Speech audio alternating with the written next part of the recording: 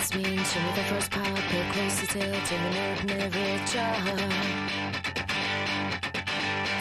I'm a skillful space in corner room, so avoiding the plan, second pass and I choose. Everyone else follows through.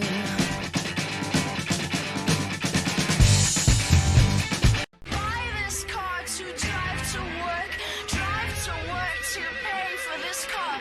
Buy this car to drive to work.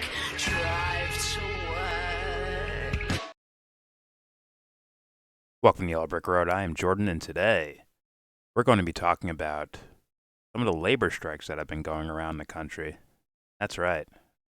I'm talking about. But first, please remember to share, support, hopefully donate to Devon's Journey to Recovery, to helping victims of Africom, to Cohen Daly. My hand has to be higher. Sorry. Cohen Daly, the Australian boy, with, cancer, helping him out. Also, how about some content creators, Stevie, aka Red Economics, Sleepy J, Buy Him a Coffee, and optionally, Ali Alexandra. All links in the description box. All right. So, as you can see, I have an article from Bloomberg about the, well, I guess they're saying the real scope of the labor strikes going around the U.S. And I'm just going to read, a couple paragraphs of it. And then I'm going to tell you why I'm even talking about this in the first place. Here we go. All right, MapLab, documenting the real scope of U.S. labor strikes. 24 school bus drivers in southern Maryland, a band of cooks and cashiers at a Northern California Jack in the Box, about 10,000 John Deere factory employees in Iowa, Illinois, and beyond, along with thousands of other U.S. workers this month, they're all fed up enough to strike. They're all fed up enough to strike. That was weird. Between this year's unprecedented wave of resignations and heightened consumer demands, employers are finding it harder to fill open positions as the COVID-19 pandemic remains a drag on the economy. That sense of leverage is fueling a surge in strikes and protests by workers frustrated with wages, benefits, and job conditions across industries, including healthcare, film and television, mining, and waste disposal. I feel like a run-on sentence. I don't know. I don't know shit about English, bro. Whatever. As you can see, strikes happening across different industries across the country. And I have two things to do this. I have two things to say about this. Well, three things. One, I'm sure people are going to be like, Jordan's going to dump on another political thing and be like, oh, nitpick here, nitpick there, and only a little bit.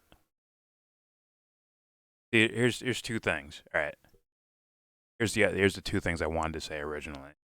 One, I love the idea of non-compliance, of someone is either directly forcing you or an inadvertent way trying to force you, or you just see something that's horrible that's happening and making the choice to walk away from it is one of the most important, believe it or not, one of the most important philosophical concepts for humans in history. The ability to say no to something. That is in itself magic. Because if you think of something as simple as your adolescence and ideas of peer pressure and falling in with the crowd and all of that, imagine if, or let's say you did fall into something like that, peer pressure, and you look back and like, man, imagine if I just had the willpower to say no to that. Say no to whatever pressure was happening to me, right? It feels like when you're in the moment, it feels like some sort of like, oh, fuck. Just like the world's coming in on me. Pause. Kind of like this, right? Where it's like, that's your livelihood, your paycheck, how you support your family, how you pay your bills, your house, food, water, on and so forth. There's a lot of pressure there. A lot of pressure. The ability to say no in the face of that is, I think that's flexing a hero archetype. Not saying they're all going about it that way, because there is nuance to everything, right? As much as we all want to be like, they're all heroes, like there could be people there just for like, I secretly wanted attention to be a leader. That was my secret plan the whole time, to be the leader. So I'm going to use this opportunity to take this and become the one will love. I didn't get enough love as I was younger, so now. For sure. For sure, there's nuance to all this. I'm saying ones with that well-meaning backbone, and they're using it in this regard, boom. The ability to say no is prime.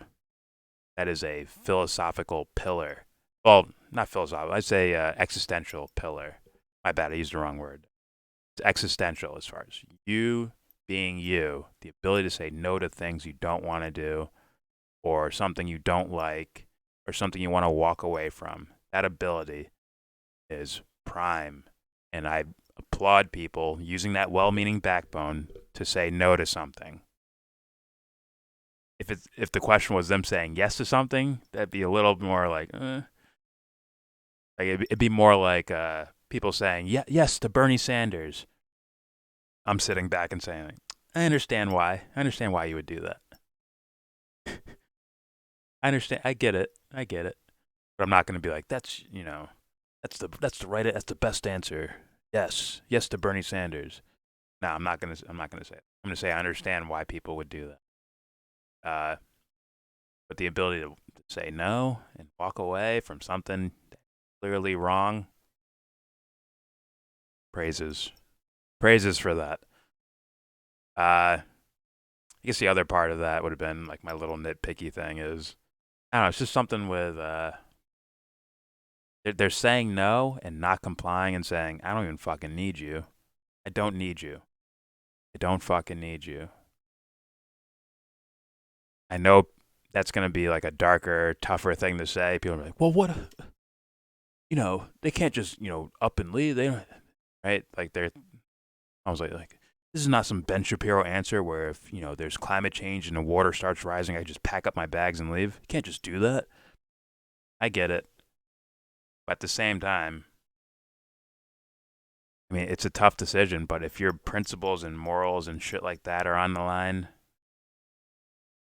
then you have to have the ability to say no to things, even if it hurts quite a bit. Even if it hurts a lot. That's that hero backbone right there. So, naturally, just in me and my sense of things, the holding the signs and putting on costumes and outfits and chanting and shit like that. Like, I would do that to inform people that these guys suck. I wouldn't do it to be like, please give me my job back with the things I want. Please give me the wages I want. Like, that's just gonna end up, in my opinion, that's just gonna end up to where this type of thing just happens again. Maybe not to you personally. Maybe you'll die before it happens, but expect it to happen again, either in a different industry or maybe even in the same industry, maybe even same company. Maybe even after you go back to work, maybe it'll still happen, like a second time or third time or fourth time.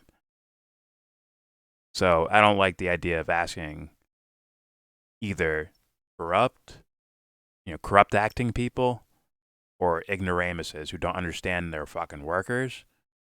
I don't support looking to them to give me something. I'm not asking them for anything. I'm more likely asking them to get the fuck out of the way, which is basically, no, you're too dumb to be running a business. I'm gonna go somewhere else, which is not the easiest thing. But the only way to really make this world better is it requires mass. I don't know what word you want to call it. Some people call it, raising consciousness or mass education or whatever, mass evolution, mass enlightenment, whatever words you want to put on it. It's going to require that. And the first thing that starts that out is to say, like, something's wrong, wherever it is. if everyone was looking at like just looking at the world and say, what do you think is wrong? Like a bad idea, something like then that would be against your principles. Where do you see that in the world? And they called out everywhere in their own existence, and they caught wind of this story. Everyone would be looking at the fucking bar like, hey, how come you're not paying these guys? How come you're taking home so much money and these guys are taking home shit? Doesn't make sense. Without them, you don't have a fucking business. Period. You need these workers. So why are you treating them like this? And everybody like, yeah, there's nothing wrong with that. Dumb guy logic. There's something wrong with that, right? That's not fair. Like, oh, you guys want to walk away? Cool, we got your back. Because we know this guy over here who actually runs his business in a healthy way, actually supports his workers and shit like that. We're more like partners than fucking employees. But again, I could be dreaming, I guess. And that's the way you would want it to be if you're gonna. You need mass appeal to the idea of saying no to bullshit, to garbage. That has to happen if you want some type of change. So I don't care what your ideology, what ideological background you come from, or whatever. I don't care what your idea of solutions are. That has to happen first, straight up. Just saying. All right, I went on a little bit of a tangent. Point is, saying no is such a key in the realm of existentialism, right? And saying no in this regard is to say, like, something's wrong and I want no fucking part in it. That's worthy to me. Hopefully it's practiced in all other avenues of life, but politics is politics. All right, that's it for me. Please subscribe if you like, comment, agree, disagree, tell me what you think. Am I reaching? Am I going too far into woo-woo land, or is this like a practical idea, a practical principle you can carry with you just in normal life that hopefully these workers are, my hand looks so, or is this, or is this something, hopefully these workers are partaking in. You tell me in the comment section. Don't forget to share, support, hopefully donate to all the links, all of them in the description box. Check them out. If you don't have money, share them. If you do, donate. All links in the description box. With all that said, give this video thumbs down. It's going to be my new favorite noise. Peace out. Say you wanna get in, I know you wanna get out. When you get the money to buy yourself a car.